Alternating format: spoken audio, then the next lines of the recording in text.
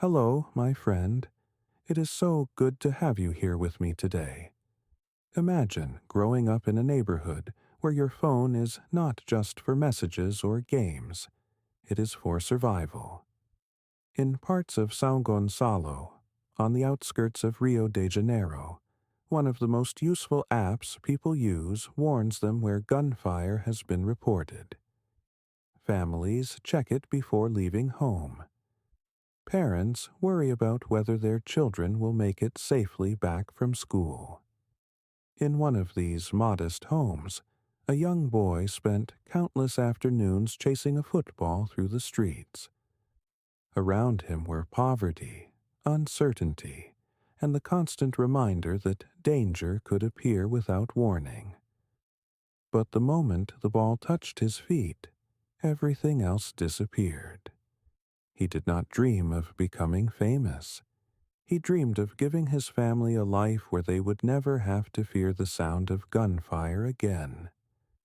Stay with me until the end, because this is more than the story of one of football's fastest wingers. It is the story of a boy who outran the life he was born into and refused to let his family be left behind. This is the story of Vinícius Júnior. Vinícius José Paixão de Oliveira Jr. was born on July 12, 2000, in São Gonçalo, Brazil.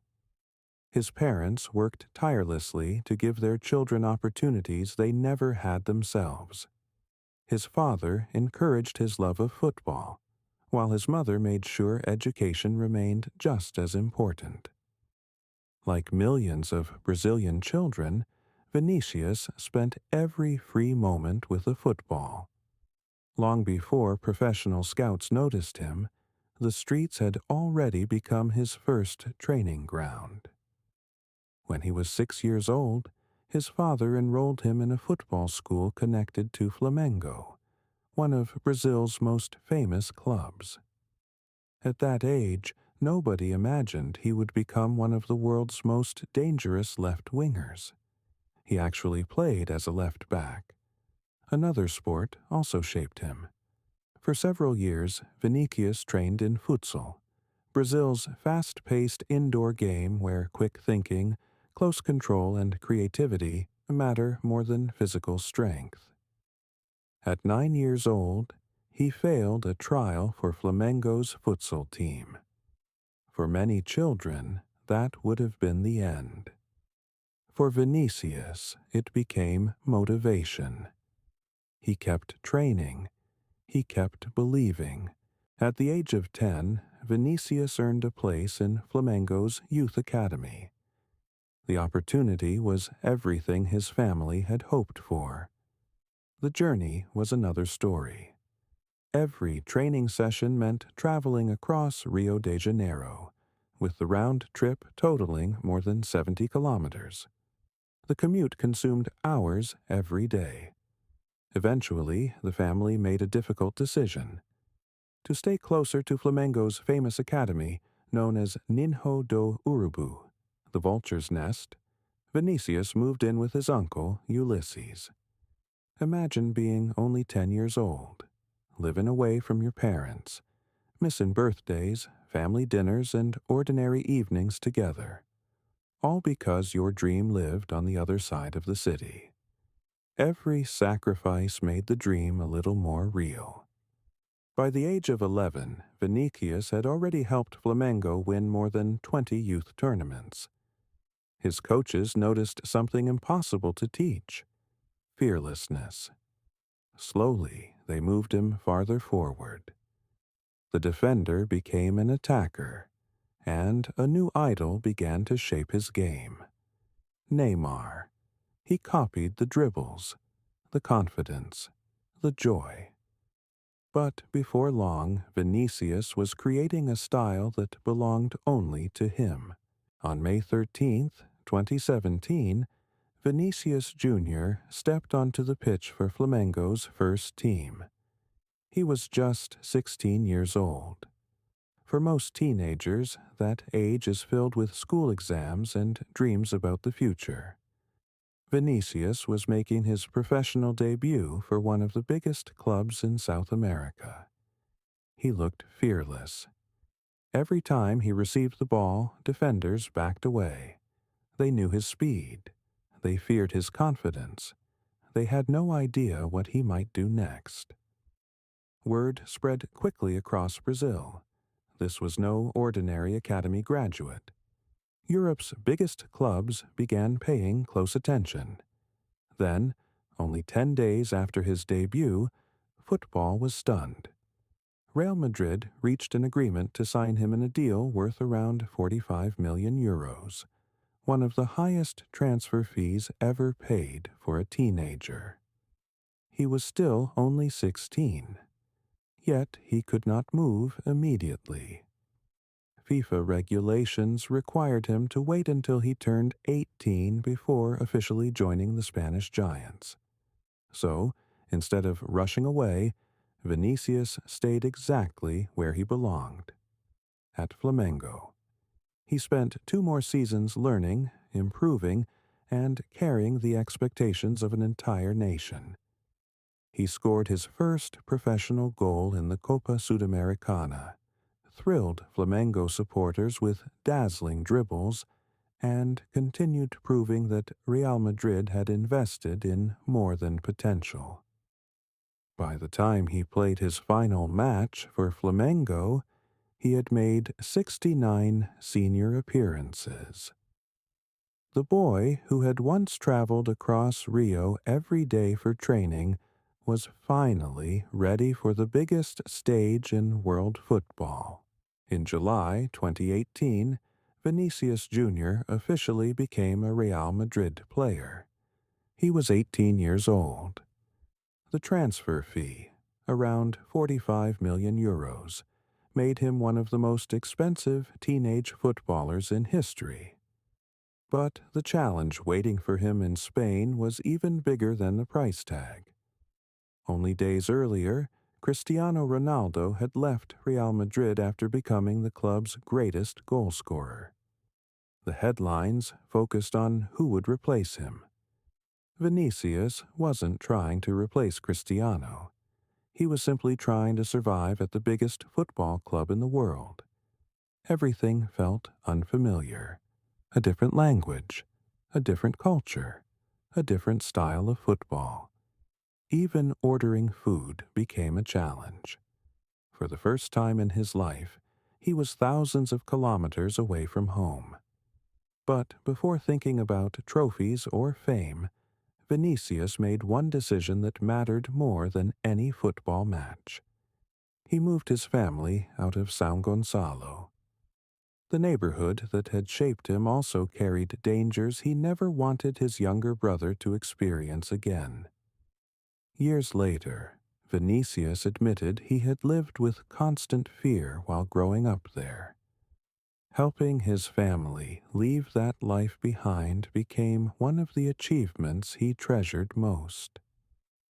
Long before he became a Champions League winner, he had already achieved the dream that mattered most to him. His family was finally safe.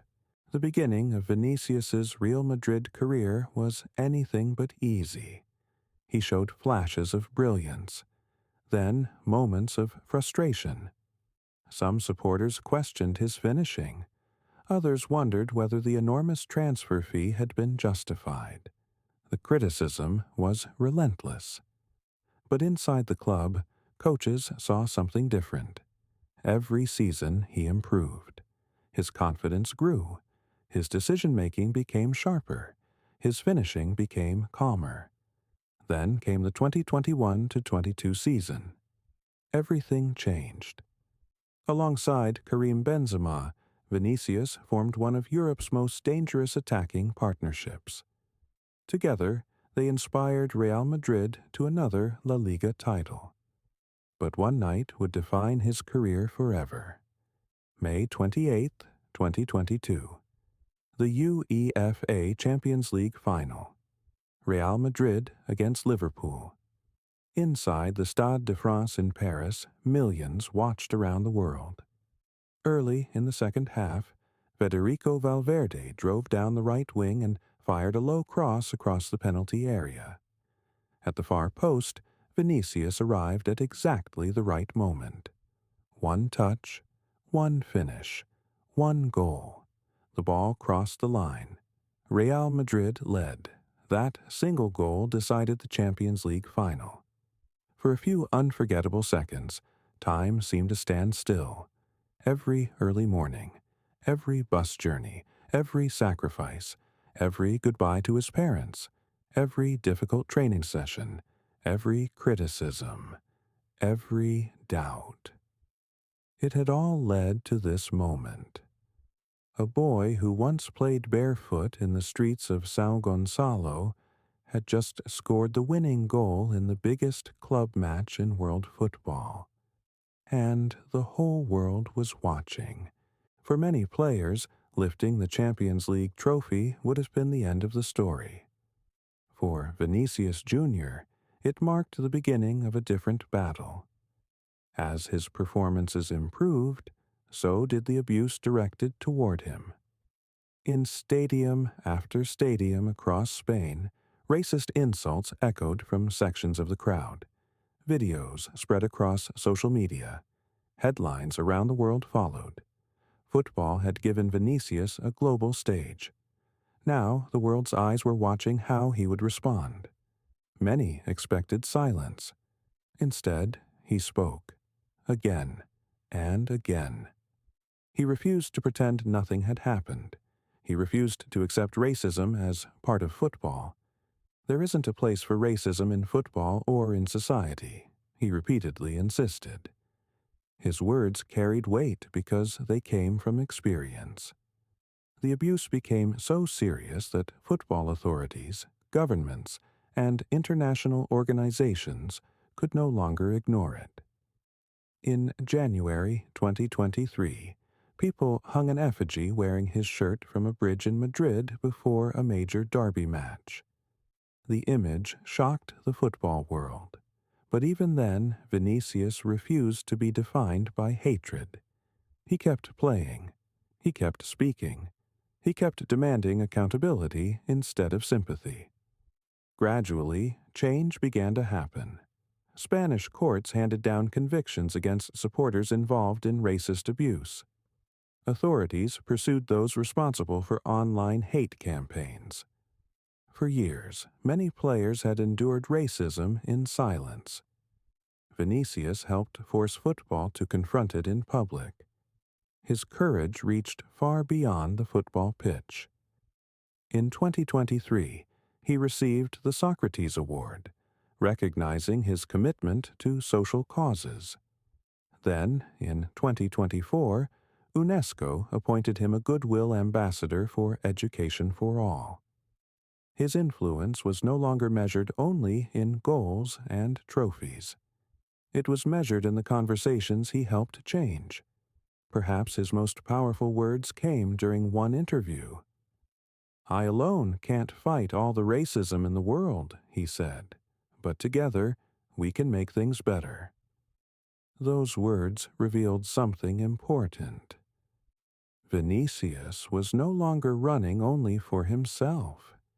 He was running for millions of people who hoped football and society could become fairer than the world they had inherited.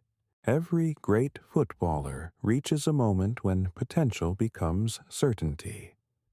For Vinícius Júnior, that moment arrived during the 2023-24 season. He was no longer simply one of the most exciting young players in football. He had become one of the very best. His pace terrified defenders. His dribbling delighted supporters. His finishing became more clinical than ever before. When the biggest matches arrived, Vinícius often seemed to grow even stronger.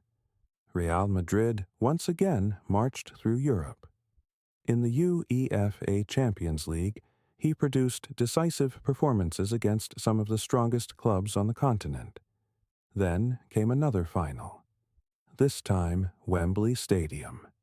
Real Madrid faced Borussia Dortmund. With the pressure at its highest, Vinícius delivered once again. He scored, helping Real Madrid secure yet another European crown.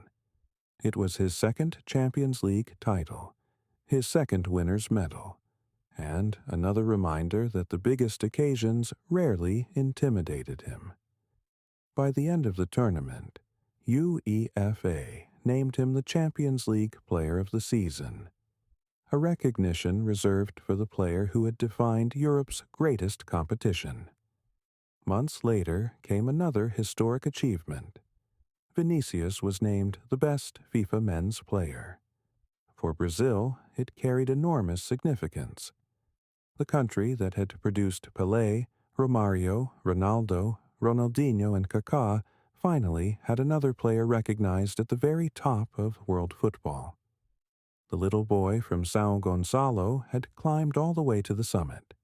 Yet one mountain still remained.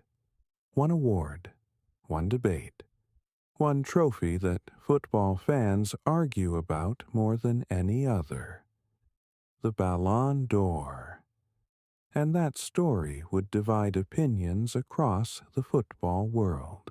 By the end of 2024, many believed there was little left for Vinícius Júnior to prove. He had won La Liga. He had won the UEFA Champions League twice. He had delivered in football's biggest matches. He had been named the best FIFA men's player. For countless supporters, journalists, and former players, the next step seemed inevitable. The Ballon d'Or, football's most prestigious individual award. On the night of the ceremony in Paris, the football world waited to see whether Brazil would celebrate its first Ballon d'Or winner since Kaká in 2007. Instead, the award went to Rodri of Manchester City. The result sparked immediate debate across the football world. Many believed Rodri was a worthy winner. Many others believed Vinícius had done enough to deserve the award himself. The discussion dominated headlines for weeks. Real Madrid chose not to attend the ceremony, a decision that became almost as widely discussed as the award itself. For Vinícius, however, there was no public outburst, no complaints, no excuses. Instead, he posted a short message that quickly spread across social media. "I'll do it 10 times if I have to. They're not ready." It wasn't the message of someone who felt defeated. It was the message of someone who had already survived disappointments much greater than finishing second in an individual award. After all, this was the same boy who had once failed a futsal trial, the same boy who had spent hours on buses chasing a dream, the same teenager who left home before most children had even finished primary school. One award could not erase a lifetime of resilience. Sometimes the measure of a champion is not how they celebrate victory. It is how they respond when victory slips through their fingers. My friend, not every story ends with every trophy being won. Some stories are remembered because of the person behind the medals. Look again at where this journey began. A small boy in São Gonçalo, a neighborhood where families checked their phones to see which streets were safe before stepping outside. A child who played football simply because, for a little while, it helped him forget the world around him. Now, look at where that same journey has taken him. A Champions League winner, a La Liga champion, a global football superstar, a voice against racism, a role model for millions of young people who believe that their circumstances do not have to define their future. Along the way, he carried far more than expectations on his shoulders. He carried the hopes of his family. He carried the dreams of children growing up in places that many people around the world will never see. And perhaps most importantly, He carried the belief that kindness, courage, and persistence can outlast hatred. The trophies tell only part of Vinícius Júnior's story. The greater victory happened long before any medal was placed around his neck. It happened the day his family no longer had to live in fear. It happened every time a child watched him play and believed that impossible dreams might actually be possible. That is a legacy no award can measure. My friend, Vinícius Júnior's story reminds us that success is rarely a straight line. It is built through sacrifices that nobody applauds, through failures that nobody remembers, through moments when giving up would have been far easier than carrying on. He failed trials. He left home while still a child. He faced criticism from supporters who doubted him. He endured racism that no footballer or any person should ever have to experience. Yet each obstacle became another reason to keep moving forward. Perhaps that is the greatest lesson his journey offers. You cannot always choose where your story begins, but you can choose how it continues. The streets of São Gonçalo did not decide who Vinícius Júnior would become. His choices did. His determination did. His refusal to stop running did. Maybe today you are carrying a burden that nobody else can see. Maybe your biggest dream still feels impossibly far away. If that's true, remember the little boy who once chased a football through dangerous streets with nothing but hope and determination. Because sometimes, the distance between where you are and where you dream of being is crossed one small step at a time. Thank you for spending these moments with me. Now, I'd love to hear your thoughts. What do you think has been the defining moment of Vinícius Júnior's career so far? Let me know in the comments below. I read every one. If you enjoyed this story and would like to hear more incredible journeys from the world of football, don't forget to subscribe so you never miss an episode. Until next time, my friend, take care of yourself, and when the next story calls, I'll be right here.